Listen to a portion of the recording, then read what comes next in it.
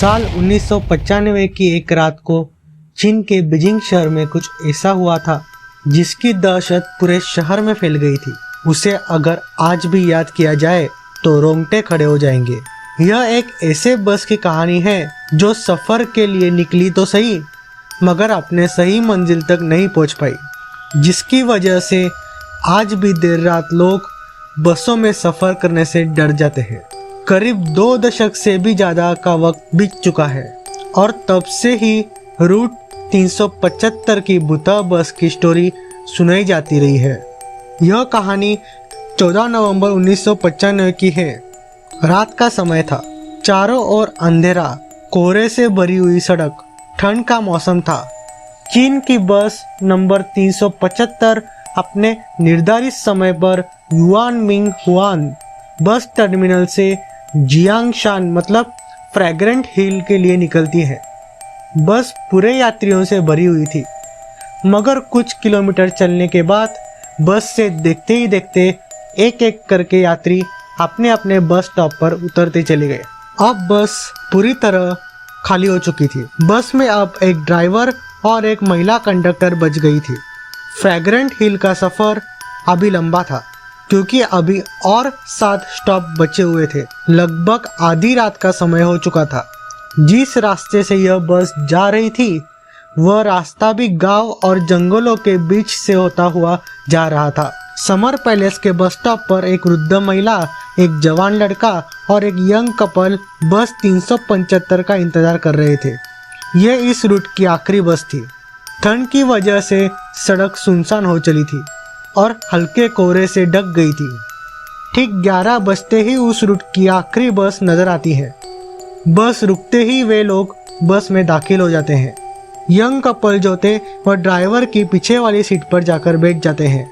लड़का साइड वाली सीट जो बस के गेट के पास होती है वहां जाकर बैठ जाता है और वृद्ध महिला उस लड़के के ठीक पीछे वाली सीट पर बैठ जाती है। अब बस में कुल 6 लोग थे, 4 यात्री और 2 बस कर्मचारी। बस अपनी मंजिल की ओर चल पड़ती है। बस जिस रास्ते से होकर जा रही थी उस रास्ते पर कहीं भी कोई इंसान नजर नहीं आ रहा था। बस के अंदर और बाहर एकदम शांत माहौल था। लगभग 4 स्टॉप ऐसे ही गुजरने के बाद बस ड्राइवर को 2 लोग सड़क के किनारे खड़े नजर आए। यह देख के पहले तो ड्राइवर ने सोचा बस को नहीं रोकूंगा क्योंकि वह जहाँ खड़े थे वह कोई बस स्टॉप नहीं था, वह जंगलों के बीच एक सड़क पर खड़े थे। फिर महिला कंडक्टर के समझाने पर ड्राइवर ने बस को रोक दिया क्योंकि यह आखिरी बस थी। बस रुकते ही वे 2 लोग बस के पीछे वाले दरवाजे से अंदर दाखिल हुए। बस में सफ़र कर रहे यात्रियों और बस कर्मचारियों की नज़र जब उन पर पड़ी तब वह लोग डर गए क्योंकि यह 2 लोग नहीं बल्कि 3 लोग थे। उनमें से 2 व्यक्तियों के चेहरे बिल्कुल सफ़ेद थे, आम लोगों से भी ज़्यादा सफ़ेद, और तीसरे व्यक्ति को उन्होंने अपने कंधे के सहारे खड़ा रखा था। तीसरे व्यक्ति का सर नीचे की ओर था, बाल बिखरे हुए थे और उसका चेहरा बिल्कुल ढका हुआ था। तीनों लोगों ने चीन के प्राचीन काल के कपड़े पहने हुए थे। तीनों व्यक्ति बस के सबसे पीछे वाली सीट पर जाकर बैठ गए। बस 375 यहाँ से आगे की ओर बढ़ी। अब बस में कुल 9 लोग सवार थे। 6 लोग जो पहले से इस बस में थे, 3 नए लोग अब बस में आ गए थे। अगला स्टॉप आ गया। यंग कपल जो थे वो इसी स्टॉप पर उतर जाते हैं। बस 375 फिर से अपनी मंजिल की ओर बढ़ती है। अब बस में कुल 7 लोग थे। बस में पहले से जो वृद्ध महिला सफ़र कर रही थी वह बार बार पीछे की तरफ मुड़ मुड़ कर उन 3 लोगों को देख रही थी। वे लोग उनको कुछ अजीब लग रहे थे। उनको देख के ऐसा लग रहा था कि वो लोग पुराने ज़माने के हैं, मगर बस में मौजूद बाकी सारे लोग अपने आप में व्यस्त थे। करीब 2 किलोमीटर ऐसे ही आगे जाने के बाद वृद्ध महिला जोर से चिल्लाती है अपने आगे बैठे हुए लड़के से, कहती है कि कहाँ है मेरा पर्स। यह सुनकर महिला कंडक्टर वृद्ध महिला की ओर आती है और कहती है आपका पर्स इसने नहीं चुराया, यह तो आपके आगे बैठा हुआ है। लड़के ने भी यही बात वृद्ध महिला को समझाई मगर वृद्ध महिला अपनी बातों पर अड़ी हुई थी और लड़के को पुलिस के हवाले करने की बात करने लगी। ड्राइवर को अगले स्टॉप पर बस रोकने के लिए कहा। बस रुकते ही वृद्ध महिला ने लड़के का कॉलर पकड़कर घसीट कर नीचे उतारा। बस वापस अपने मंजिल की ओर निकल गई। अपने साथ हुए इस घटना से लड़का बहुत परेशान हो चुका था। लड़के ने वृद्ध महिला से बोला, मैंने आपका पर्स नहीं चुराया और आपकी यह गलत इल्जाम की वजह से मेरी यह आखिरी बस छूट गई। अब मैं घर कैसे जाऊंगा और आप मुझे कौन से पुलिस स्टेशन लेकर जा रही है, क्योंकि यहाँ अगल बगल में तो कोई पुलिस स्टेशन है ही नहीं। तभी वो वृद्ध महिला लड़के से कहती है, मैंने तुम्हें पुलिस स्टेशन ले जाने के लिए बस से नहीं उतारा और ना ही तुमने मेरा पर्स चुराया है।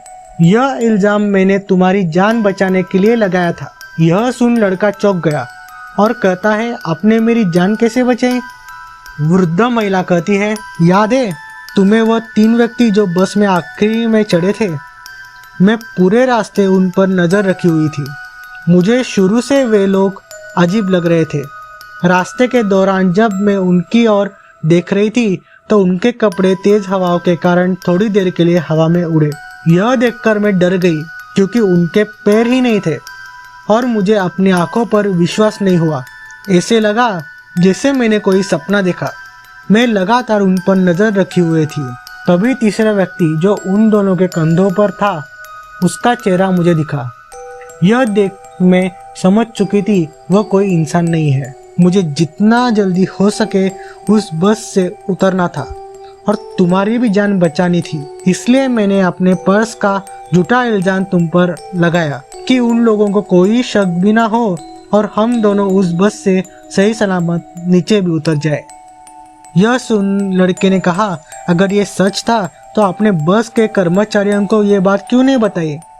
वृद्ध महिला ने कहा कि मैंने महिला कंडक्टर को इसके बारे में बताया था, मगर उन्होंने यह बात गंभीर रूप से नहीं ली। वृद्ध महिला और लड़का तुरंत वहां से पुलिस स्टेशन जाते हैं और पुलिस कर्मचारियों को अपने साथ घटी इस घटना के बारे में बताते हैं, मगर पुलिस कर्मचारी उनके बातों पर यकीन नहीं करते और उन्हें घर जाने की राय देते हैं। वृद्ध महिला और लड़का अपने अपने घर चले जाते हैं। अगले दिन सुबह 15 नवंबर को पुलिस को सूचना मिलती है कि yuan Ming Hwan bus terminal से फ्रैग्रेंट हिल तक जाने वाली बस 375 गायब है और वह अपने निर्धारित बस टर्मिनल अभी तक नहीं पहुंची। पुलिस को यह सूचना मिलने के बाद पुलिस को यह समझ आया कि वृद्ध महिला और वो लड़का जो कह रहे थे वो सच था। तुरंत पुलिस वृद्ध महिला और लड़के को पुलिस स्टेशन बुलाती है और उनकी बताई बात को रिकॉर्ड करती है। पुलिस की काफ़ी मशक्कत और छानबीन करने के बाद भी बस नंबर 375 की कोई जानकारी नहीं मिल रही थी। यहाँ तक कि पुलिस ने सारे सीसीटीवी कैमरे खंगाले, मगर कहीं भी उस बस का नामो निशान नहीं था। 16 नवंबर की पुलिस को सूचना मिलती है, एक बस नदी में गिरी हुई है। पुलिस मौके पर जाती है और उस बस को नदी से बाहर निकालती है। पुलिस यह देखकर चौंक जाती है क्योंकि जो बस नदी में गिरी हुई थी वह बस नंबर 375 थी। यह बस फ्रैग्रेंट हिल से करीब 100 किलोमीटर दूर एक नदी में पुलिस को मिली। बस को पानी से बाहर निकाला जाता है तो उसे देखकर पुलिस की नींद उड़ जाती है। उसमें से ड्राइवर और कंडक्टर की लाशें मिलती है। इसके अलावा 3 बुरी तरह सड़ी हुई लाशें निकलती है। साइंटिफिक टीम बहुत चक्की रह जाती है। उनके मुताबिक 48 घंटे के समय में कोई लाश इतनी बुरी तरह खराब नहीं हो सकती, जबकि ड्राइवर और कंडक्टर की लाशें ठीक स्थिति में थी। अभी तो और भी बहुत सारी चीजें चुकाने वाली थी। बस के मालिक ने बताया बस में इतना फ्यूल नहीं था कि वह 100 किलोमीटर आगे तक जा सकती है। जब पुलिस ने बस की जांच की तो उसके फ्यूल टैंक में डीजल की जगह खून भरा हुआ मिला। ये देख पुलिस विभाग भी परेशानी में पड़ गया। यह घटना 1995 की सबसे बड़ी घटना थी और इस घटना को ग्लोबल टाइम्स के अखबार ने अपने चैनल पर दिखाया था। इस बस का रहस्य आज भी अनसुलझा है।